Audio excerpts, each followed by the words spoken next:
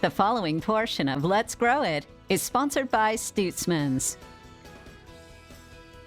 Hey everybody, welcome back to Good Day Kansas, continuing here at the production greenhouse at Stutzman's in Pleasant View, of course, with Ben. Ben, it's such a pleasure to be with you today. We love taking you guys behind the scenes and showing you this, because earlier segments that you've had was when we just had the poinsettias as cuttings and planting them. And what I'd like to show today is this stage where we are, and the difference in how we handle the different sizes of pots and the timing on it. And you know, pretty soon we'll get a little close-up shot in here. But when we plant them, this particular pot here has 2 plants in them, and they were kind of graded to the size of the plant going in, and then started getting rooted out very well. And then we pinched them, and if you look right down here, you can get a shot of this pretty soon. But from that pinch, it forces the growth coming from the different nodes or leaves underneath there. And what the pot that you're holding, it's an 8-inch pot, and it's been already pinched for several weeks. And if you look down inside of there, those little branches are already kicking off, you know, quite well. Yes, absolutely. It's crazy to think we've been talking a lot about fall, but we are already looking forward to Christmas and the poinsettias. About how long until they're ready? You know, we will have color starting about the middle of October. And initially on a red one, it's kind of an ugly looking, bloody colored leaf. Because the leaf is what's referred to as the bract. You know, changes the color.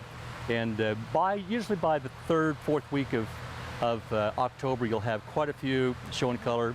And by the 1st week in November, you know, the complex that we're in right now, standing here and doing the shoot, this will all have been spaced out and just a carpet of red poinsettias. It's an amazing look in production. Oh yes, it is. I am so excited for that. And right now you've got some cages on some that are already getting pretty big. Yeah, on our larger pots, we'd put a cage around it because they'll get, you know, 24 inches tall.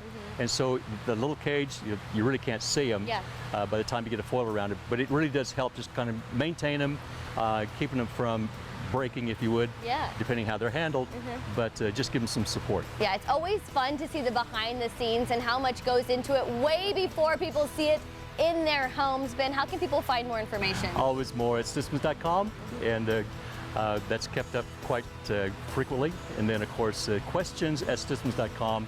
And don't hesitate to give Jason French, who does our Stutzmans Home and Garden Show, a call or contact through questions, and he'll get right back to you. Yeah, always so knowledgeable. Ben, thank you so much. Thank you so much. Yeah, more of Good Day Kansas coming up next. The preceding portion of Let's Grow It is sponsored by Stutzman's.